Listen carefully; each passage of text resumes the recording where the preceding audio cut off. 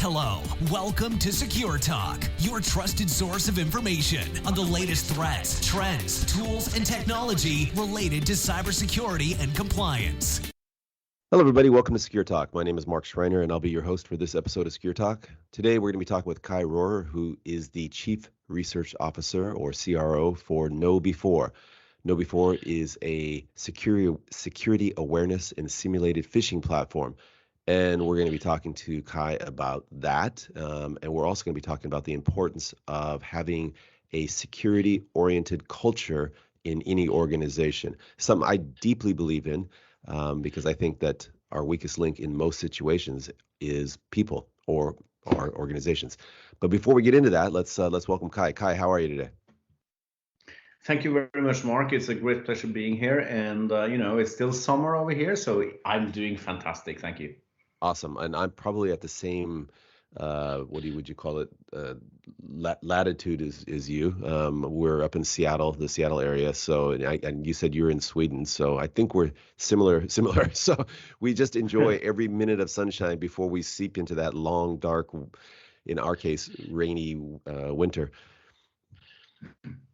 Yes, it's similar over here. It will be more snow because it's inland. But then again, it's you go into a cocoon and you stay there until next summer. But which is probably good for like productivity for business, right? Because there's not much else to do. So speaking of which, so let's just jump right in. Why don't you first tell us a little bit about KnowBe4? So KnowBe4 is the leading platform for measuring awareness, behaviors, and culture. So in more normal speak, that means that we do trainings, we do assessments, we try to figure out where the weakest link is in your organization, and then we try to fix it on your behalf. And I'm going to ask you why that's important later, but first off, tell us a little bit more, because when you talk about assessments and testing, how does that actually work? So there are a number of different kinds of assessments and testing that we do. The primary one is phishing assessments, which basically means that we send out emails to employees and try to make them do stuff that they shouldn't really be doing, like opening attachments that obviously comes from a bad guy, or clicking on a link and then logging into the same system they already are using. All sorts of the tricks that the criminals are using to try to get access to your system. And we also do security culture assessments, meaning that we try to gauge the temperature of the culture, security culture in the organization, and we test knowledge, figuring out what do your employees actually know, so that we can correlate that with the behaviors and then help craft training programs to get them to the desired behaviors. And I mean, it sounds like you have, in addition to the simulated phishing campaigns, you have like more traditional kind of knowledge assessments. But let's going with the phishing campaigns. You said that you send out emails that people should know that they shouldn't click on. How should they know? What should people be looking for? What's an obvious sign that, hey, this is a phishing email? So that's a big challenge right there. And the reason is that there are so many different kinds of phishing or phishes out there. So you, for example, may fall for one type of phishing scam, whereas I may fall for something else. So the first focus of the phishing assessment is to figure out what kind of fish will trick Mark, and then what kind of fish will Kai, and then knowing that, well, Kai may be, because of being located in Sweden and buying stuff from Amazon, maybe he will be more susceptible to customs messages and maybe even give out his credit card, right? Whereas maybe you, doing the kind of work you do, you are maybe more susceptible to opening attachments or something like that. Now, why we want to figure out what you want and what I want to do is to avoid the training fatigue by Hmm. giving you the kind of training that will help you avoid that specific behavior of yours. And that training will be very different from my training, right? But then we can target the training so that each one of us can learn the keys to discovering those phishing attempts that trick us. And then, of course, we have the general things to look out for. So is it someone you know? Is the email legit? Do the URL look right? All sorts of different things that we teach people to recognize. Yeah, you know what's crazy is I mean, we all get so many emails every day, and how much time do we actually have to evaluate the, I don't know, authenticity of the emails that we're receiving, or the value or the importance of it? And you know, we have to kind of, we almost go on, you know, autopilot, going through our emails and saying, junk, junk, junk. Oh, this one's important. Oh, better click on this. And you know, and you mentioned training fatigue. I would just say fatigue in general, or sense of urgency, creates this kind of window of opportunity for the bad actors to slip something in, you know, under our normally alert radar, and we just click on it. I got an email this morning that said, "Hey, is this Mark Schreiner? I'm trying to contact you," and I'm like, okay, you know, I mean, yeah, who is this person, and why are they? And so, you know, so what do I do? You know, so I think um, everything that you just talked about is super, super important, but it's hard, man. Yes. It's very hard, and to make matters even worse, not trying to ruin your day now, is that there are ways we can trick your brain into default mode or alert mode, if you like, where your brain acts without actually following through your process. Normally, your brain will follow the process and say, oh, okay, so this email I got there, Mark, or is this Mark? You start to wonder. But if you're in a stressed place, for example, you didn't get your Exactly. coffee this morning, or you just had an argument with the boss, or whatever happened, if you're in that stress place, you may not ask yourself that question. Oh, that was on cue. It's just What is ice that? Is cream. that a nice little Swedish, you know, popsicle truck going by, or what? Exactly. Yeah, exactly. It is the ice cream truck or whatever. But I don't need ice cream, so I will not go Okay. out there. It could also be a scam, but I think it was the legit thing. Okay, that's good. You're like kind of suspicious of everything, man. Wait a minute, is this really Kai? Go ahead, man. Yeah, well, you know, it could be, but it depends on who's asking. So, well, you know, again, this is something that I deeply believe the weakest link for most security scenarios is the human element. And, you know, and it really depends on how much the hackers, how much do they really want to invest into in terms of targeting phishing? Because, you know, we all get the, you know, Nigerian scam emails, and I think that 99.9% of the people on the planet are, you know, aware enough or experienced enough to know not to respond to them. But when you get something that's very focused and it says, it looks like it's from your boss, and it says, "Hey Kai, welcome to the team. I have an urgent request for you. Could you please go out and get these gift cards because we need it for a customer event?" And you're like, Mhm. dude, that's from the boss, dude, and he knows that I'm new to the team. And you know, and of course they can be even more targeted than that, but that's really tough well, I would say it's tough. It's much more difficult to spot than, say, you know, the other emails that I referred to. So what does your training do? You know, you send out the simulated campaigns, and somebody clicks on something, then what's the result? How does it prepare them not to get duped? I'd like to discuss this boss scenario first, if I may. Sure.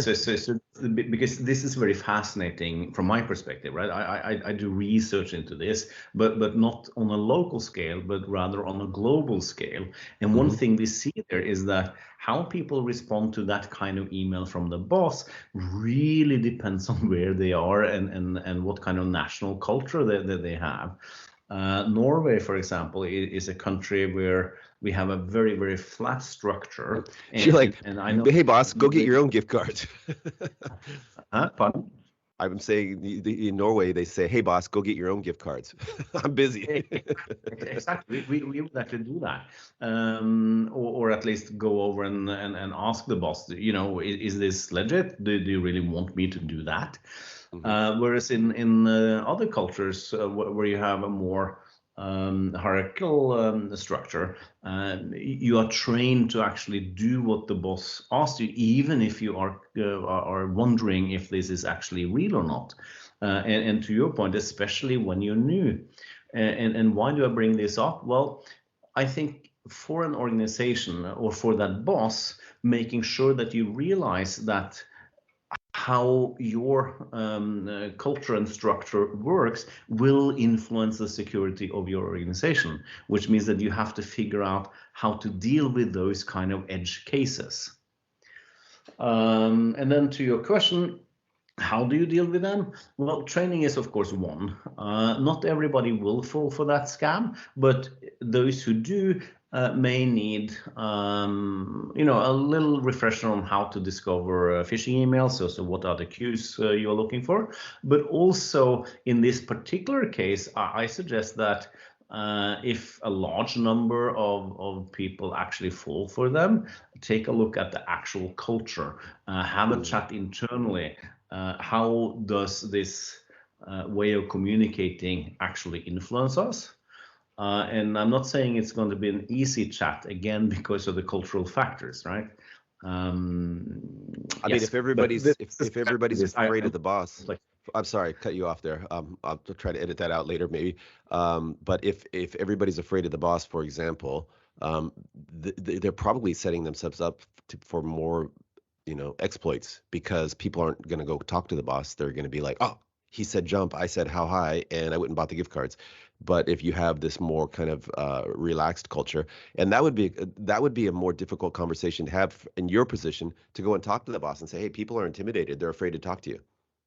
Yeah, exactly. And sometimes it's not even a cultural thing. Even in Norway, we have these kind of bosses, where if you try to criticize, you're lucky if you have a job tomorrow.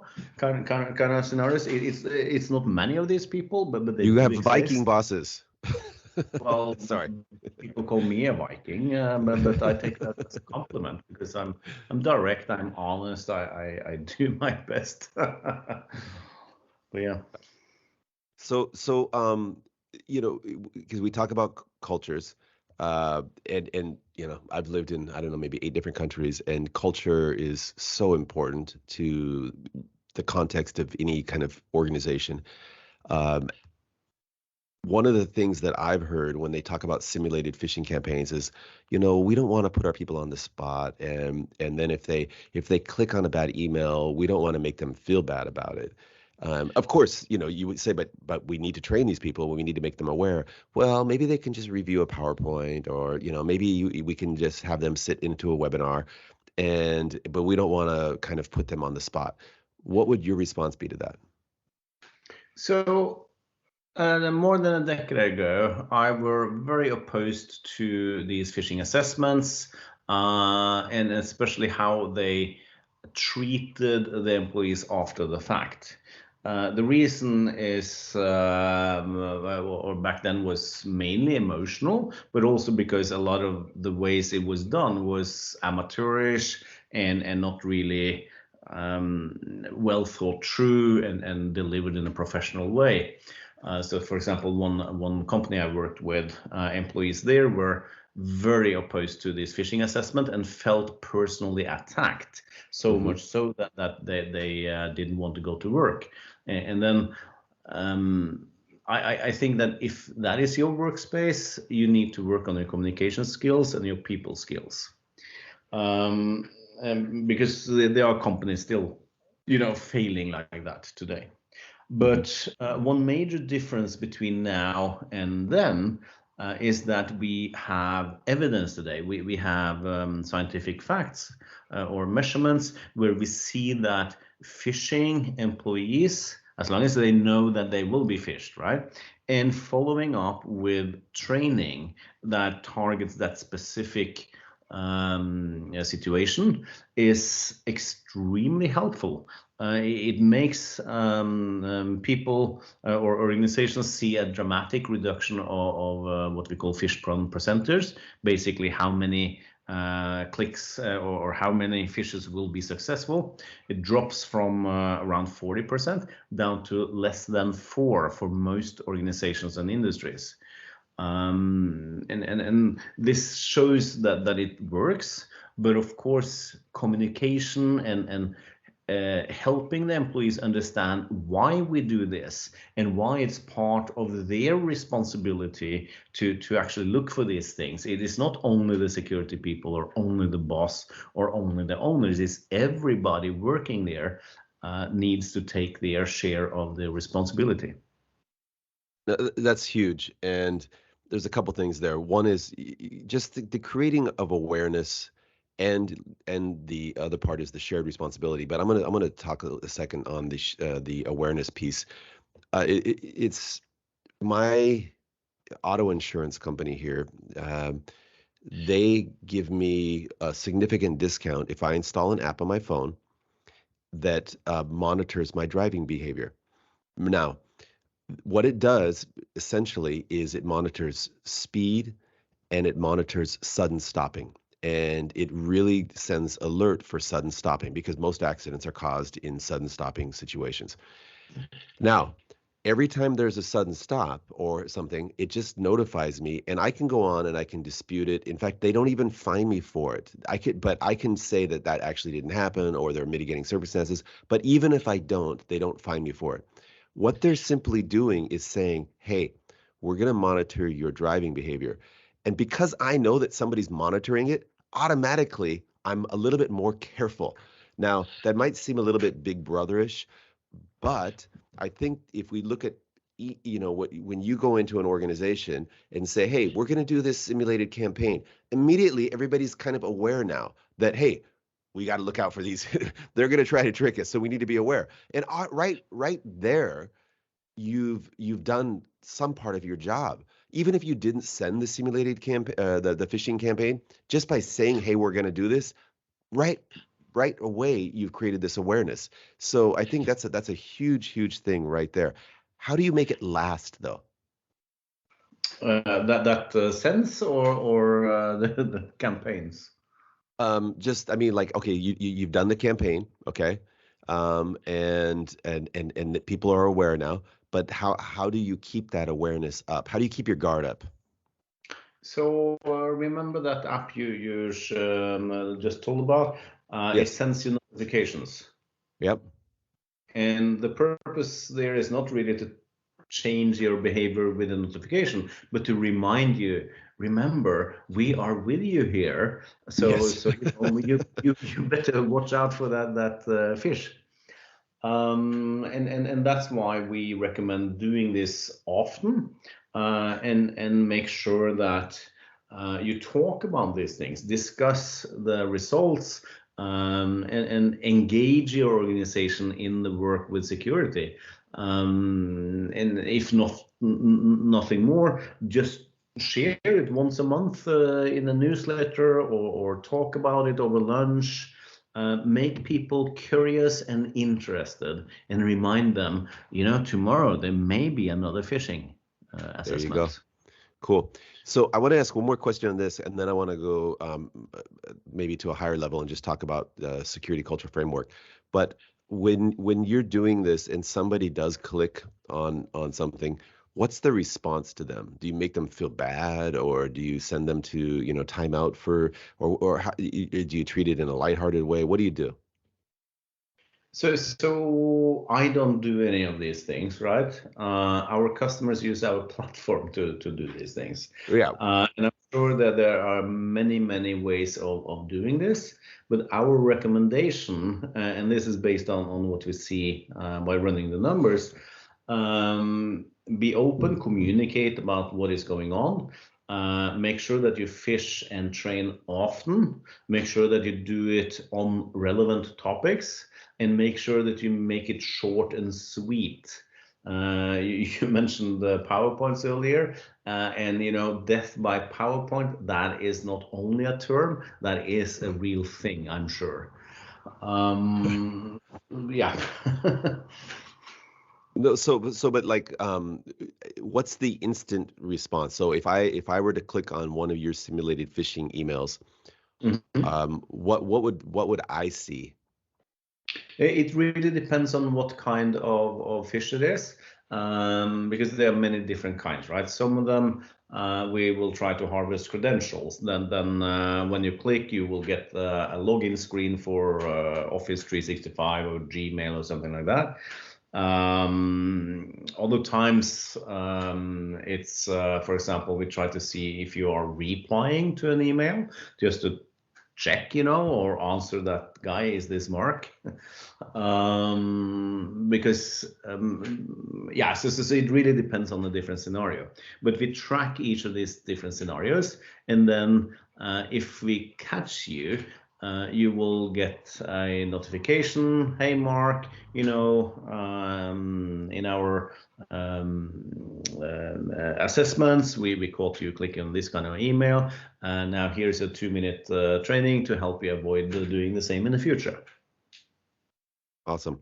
So, we're talking right now about kind of modifying specific behaviors or creating awareness at the individual level.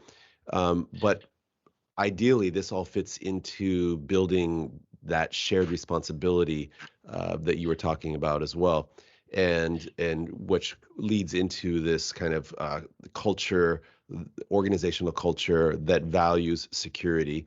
And I think that you created something called the Security Culture Framework. Can you tell us about what that is and why it's important? Yes, so the Security Culture Framework is a process and a methodology and somewhat of a philosophy of how to build and maintain security cultures in organizations. I don't talk about creating cultures, basically because every organization has a culture. It's more a matter of, do you know what it is or not? The purpose of the framework is to help organizations put this work into a system and give a few very easy steps to follow and implement this procedure. It's not a project, instead it's a process, which means it's an ongoing thing. It's not something you do once, you do it all the time. I typically recommend running it as an annual thing. Some large organizations make it a 3-year thing. Others manage to do it on a quarterly. It really depends, and it is basically a repetitive process following a few steps. Can you give some examples of organizational cultures that were very not secure, and then organizations that value security? So, in what are some of the signs that you can see that lets you know, hey, you know what, these people, this organization values it, this organization doesn't? You can pick up a lot of those things through communication, how they communicate. So, for example, do they talk about security? Yes or no? Usually that's a very easy, almost like a litmus test. Do they talk about security? Yes. Okay, that's good. Then we have step number 2. But before that, if the answer is no, then okay, start there. Begin that discussion internally. If they do answer yes, then the follow-up question is, when they talk about security, is it positive or negative? And by positive, I mean, we just got a new security policy, and this helps me do stuff like this. Or, oh, Mark, did you see that new training? That was awesome, so much fun. I was laughing all the time, and still I picked up this trick. Or is it negative, like, oh no, here comes the CISO again. Oh, what a douche. Or the security team, they put the no in innovation. Or oh no, I fell for this fish and now I have to do this training. So it's really just by looking at communication and just by asking those two very simple questions. Do we talk about security? Yes or no? If yes, how do we talk about security? You have opened up a broad topic and area. So having worked in a variety of countries and a variety of organizations, I can say that changing a culture is very, very difficult. You can change, I don't know, day-to-day tactics but to change the underlying kind of cultural feeling of an organization is very hard. How do you do that? If you go to the organization where they refer to the CISO in a derogatory term, but you want to turn that around, what do you do? Yeah, as you say, it can be extremely difficult, but again, it boils down to communication. But it's not going to happen overnight, right? You won't make them turn around and next day say, "Oh, what a fantastic CISO we have." Maybe they don't understand what he's doing. Maybe the security team itself is actually a team of no-sayers instead of enablers. And then start making them enablers. Their job is not to say no. Their job is to make sure that they manage the risk for the organization within cybersecurity. So that's one place. Start by making security a topic that we talk about. Maybe set up monthly lunch and learns, have the top management talk about it, and in positive terms. Explain why it matters, not only to the organization, but also to me. Why should I care? Well, make it personal. But it really depends on where you are and where your organization is. So my top tip is always figure out where you are. Only then you can figure out where you need to be. And that basically means measure security culture. Awesome. And we talked about that right at the get-go in terms of assessments and knowledge tests and so on. But let's go even higher and just say, why is it important? Because seriously, we spend millions of dollars every year on the latest, greatest, cutting-edge technology to ensure that we are secure. Why do we need to take everybody's valuable time and make them go through these simulated campaigns and knowledge assessments and training, etc.? Short answer is that it's the best thing we know. It's the best tool we have today. I will give you a picture here. There are two different numbers. One is that roughly 80%, and the source varies between 53 and 94, depending on who you ask, but most of them are around 80% of all security breaches are based on some form of human factor, meaning either social engineering or some mistake or some other human intervention that caused the breach. So roughly 80%. Now, ask yourself, how much of your budget, the security budget, do you invest in the human factors? The answer is between 3 and 7%. Doesn't make sense, does it? At least it doesn't add up. I'm not saying that you should spend 80% of your security budget on the human factor. I don't think you need that. But I am pretty sure that historically we can say pretty confidently that 3 to 7% is not enough. I would totally agree with you. I mean, the latest numbers that I've seen is that business email compromise is the number one threat vector by far.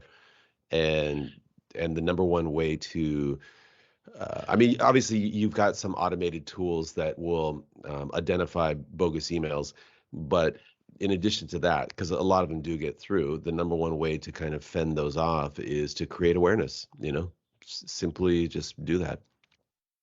Yeah, and there is the next level too. We've been briefly touching upon it, and that is the internal culture for blame, or lack thereof, hopefully. Let's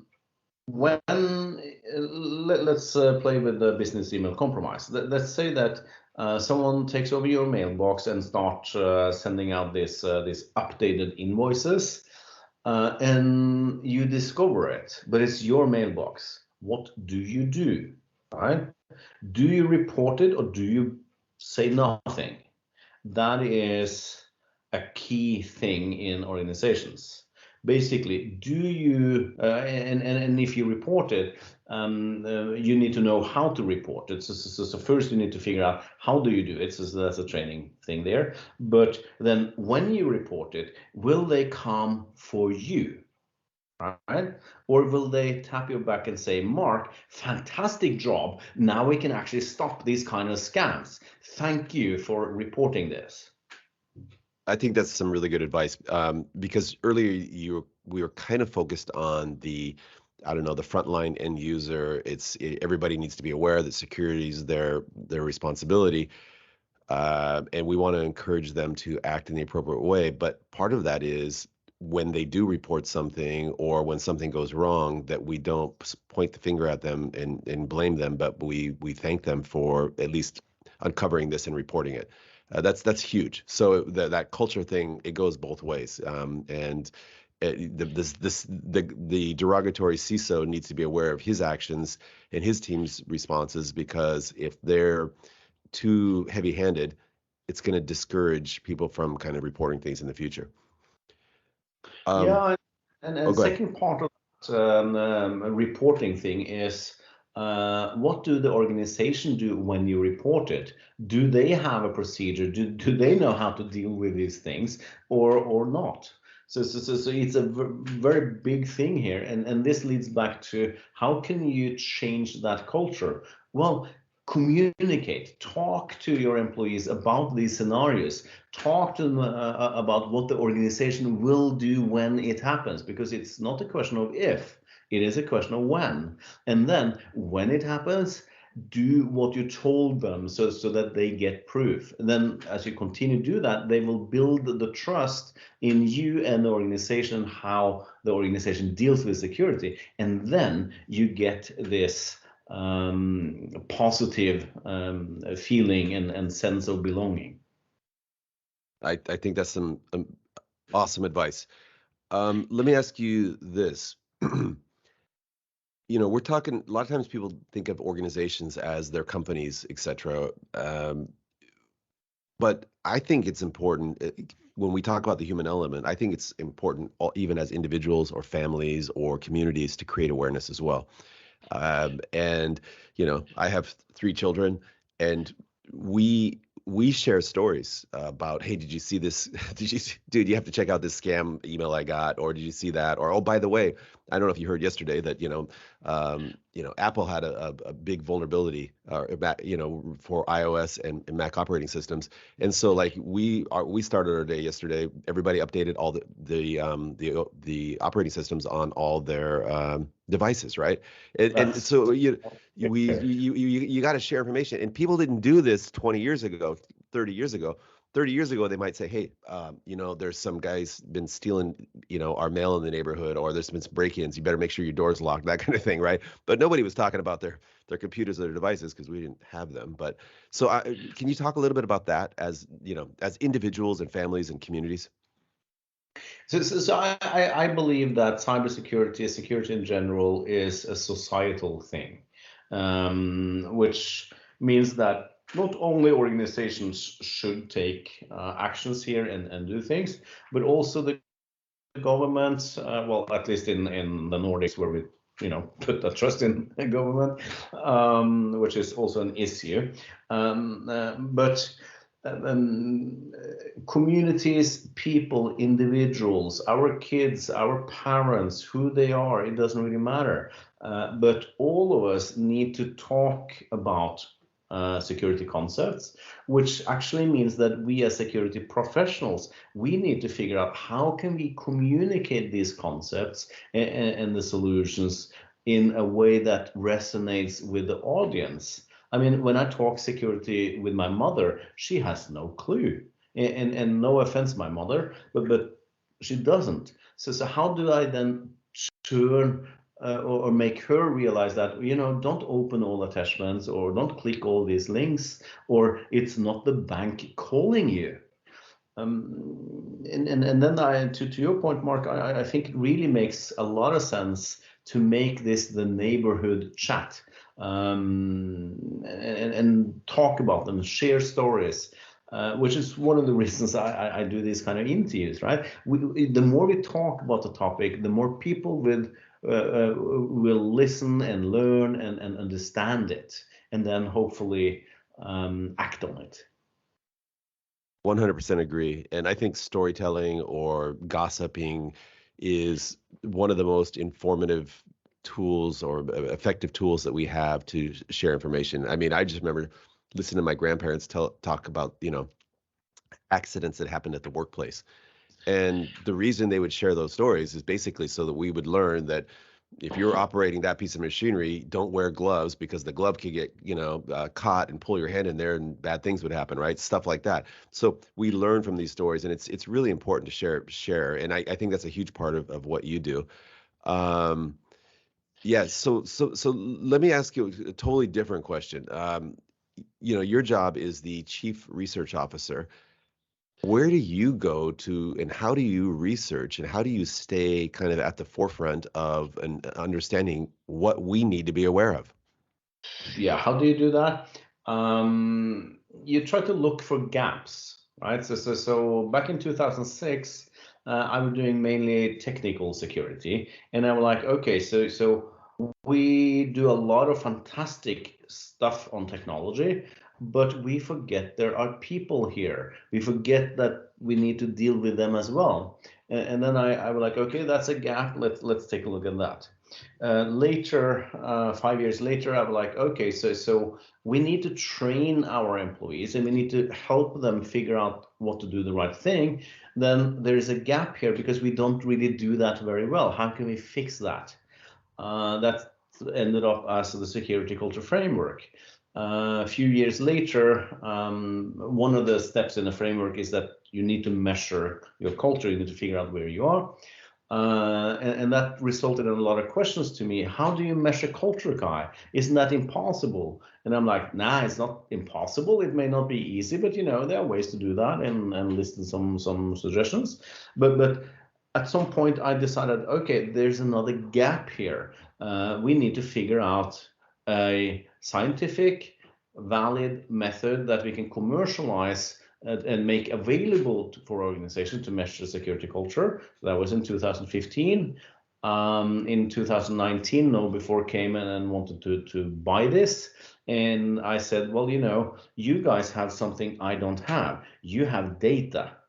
I have a measurement instrument, but I need more data. I want more data because now the next gap is to understand the relation between training, so awareness, behaviors, and culture. With your data and the data I have and my passion and our team, we can start bridging those gaps, which is what we do now. So I think the short answer: find those gaps, identify them, pick one that you care about, and do that. And so you're not just researching the latest threats, you're also researching and trying to get an understanding of the most effective way to kind of create awareness and shift culture towards becoming a more secure culture. So you're looking at it also from the educational or cultural transformation side as well. So that's the only thing I do. My team is not looking at threats and threat analytics at all. Many other amazing teams out there are doing a much better job than we would ever be able to do. But what we do, which is really, really unique, is that we look at the correlation between culture, so how cultures influences people and how people influences culture, and how culture influences behaviors, of those people and how training and knowledge influence both culture and behaviors. So in that regard, we are unique in the global context. No one else is doing this. And we're also unique because of the really large data set we have. I think the latest public numbers for a number of customers on KnowBe4 is more than 50,000 customers worldwide, which tells you something. And what we try to do is to identify patterns. What kind of training works best? What kind of behavior changes most? Where are the differences in cultures between industries or across borders or across regions and continents? And so basically we are looking for answers that we as an industry have yet to prioritize. But it's also because we haven't been able to do that because we haven't had the data, but now we do. The more we talk, the more, I guess, interesting the topic is becoming to me, just because 90% of my conversations are related to technology or a tool, right? And again, that's great, but it's not helping with the biggest threat vector. I could say it helps. It makes people who do stupid things or unaware things, it makes them, kind of, it puts some bubble wrap on them and makes them a little bit safer. But it doesn't go to the problem. It treats the symptom, but not the actual, ailment. And the ailment is lack of awareness or understanding. And what you're getting to is the root cause there. And it's kind of funny because it's not a sexy technology tool or platform. It's just people. And it's fascinating because people are complicated and there are different national cultures and organizational cultures and individuals. And you got to kind of figure out what are these people vulnerable to based upon their specific profile. And then what's the most effective way to kind of help them based upon their organization and specific profile. So it's very fascinating. Thank you. It's why I guess I dedicated my life to this. It's something I care a lot about. It's something we as an industry need, and it's something we as a world, as a global society, we need these things because the criminals, they don't really care if you have the flashy firewall or not. They don't really care if you have training or not. They will go after you regardless. So to reduce that risk, make sure that you have the minimum level of technology that is recommended these days, and make sure that you have the minimum level of training and assessments that is required these days. Awesome. Well, hey, Kai, I've totally enjoyed this conversation, and actually, you've got me motivated now. I'm gonna pick your brain for some reading references or materials and some other things after we hang up on this call. But in the meantime, if people wanted to find out more information about what you do, what's the best thing to go? Is go to the KnowBe4 website, or is there anything else? So KnowBe4 website, Amazon.com, Google. Type my name into Google and you will typically find me. I have a blog at Roer.com. I haven't really been updating it for a few years, so it's worked a bit on there. I do speak at a lot of conferences and I do these interviews. But the easiest way, reach out to me, ask questions. Bring topics to my interest and see what we can make happen. Awesome. Hey, Kai, thank you so much for being on Secure Talk, and I wish you a great remainder of this Nordic summer. Thank you so much. It's been a great pleasure being here, Mark. Hello, welcome to Secure Talk, your trusted source of information on the latest threats, trends, tools, and technology related to cybersecurity and compliance.